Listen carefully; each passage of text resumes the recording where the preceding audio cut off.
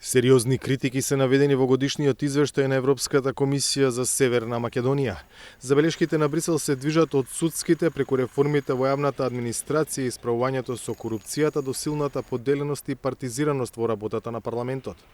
Во делот на политичките критериуми се вели дека Северна Македонија продолжува со напорите за зајакнување на демократијата, паралелно соочувајќи се со предизвици во областа на владењето на правото. Судскиот систем и борбата против корупцијата се оцените дека се наоѓаат меѓу некакво и умерено ниво на подготвеност. Немаше напредок во судството во периодот опфатен со извештајот. Судскиот совет треба да се стреми кон заштита на интегритетот и независноста на судиите и институциите. Контроверзното разрешување на претседателката на Судскиот совет донесе загриженост за политичко влијание. Усвојувањето на новата стратегија за судството доцни, пишува во извештајот. И во делот на борбата против корупцијата се нотира дека немало напредок. Корупцијата преовладува во многу области и е прашање на загриженост, се зголеми бројот на одложување и враќање на судски предмети поврзани со висока корупција, што резултираше и со застарување на дел од овие случаи. Кривичниот законник беше изменет низ брза собраниска постапка, што доведе до намалување на максималните казни за специфични корупцијски кривични дела, а тоа пак се одрази на запирање, па дури и на укинување на голем број случаи на висока корупција, дел од нив почнати од поранешното СЈО. Измените исто така ги блокираат обидите на надлежните институции за истражување и процесуирање на слични дела. Ова представува загриженост, се вели во извештајот. Во справувањето со организираниот криминал земјава стои подобро. Се нотира дека имало некаков напредок и дека има добра соработка со државите од Европската унија и од регионот. Сепак се очекуваат на тамошни мерки во справувањето со перењето пари и слични финансиски криминали. За работата на парламентот се заклучува дека било обременета со политичка поларизација, поради која пак било одложено усвојувањето на многу реформски закони и значајни менувања. Процесот на преговори за пристапување во Европската унија бара широк консензус од главните политички партии. Сите партии треба да се вклучат во конструктивна и инклузивна политичка дебата за да се зајакне улогата на парламентот. Парламентот и владата се обврзаа да започнат и да ги постигнат како приоритетни релевантните уставни измени, се со цел во уставот да се вклучат граѓани кои живеат во границите на државата и кои се дел од други народи, како бугарите, се заклучува во извештајот на Европската комисија. За јавната администрација се вели дека е умерено подготвена и дека во изминатата година имало ограничен напредок. За минус се зема што се уште не е усвоен ревидираниот закон за јавни службеници.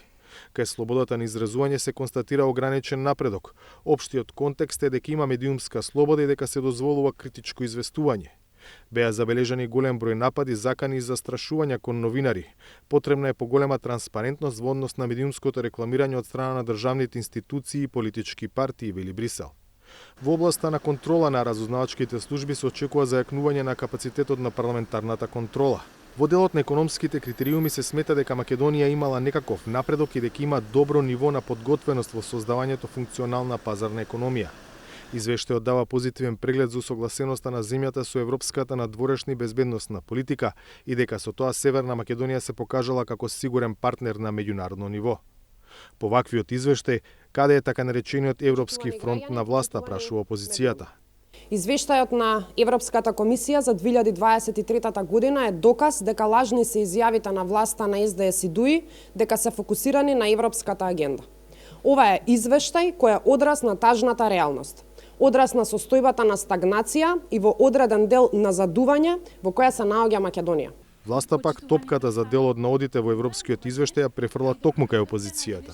Јасно во извештајот вели дека политичката поларизација, блокирањето на парламентот оневозможило да се донесат голем број на законски и реформски решенија кои што би ги адресирале слабостите кои што ги евентуално ги констатира Европската комисија и тоа навистина е сериозна порака до сите политички партии.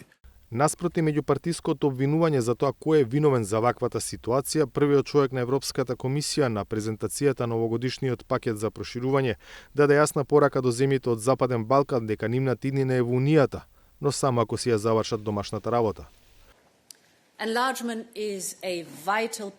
Проширувањето е витална политика за Европската унија и тоа го кажувам од моментот на преземање на функцијата.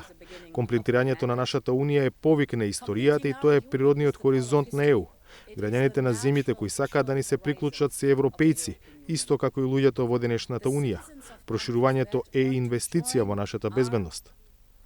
Европската комисија денеска препорача почеток на преговори со Украина и Молдавија, предложи кандидатски статус за Грузија и отворање на преговори со Босна и Херцеговина, штом земјата постигне одредено ниво на усогласеност.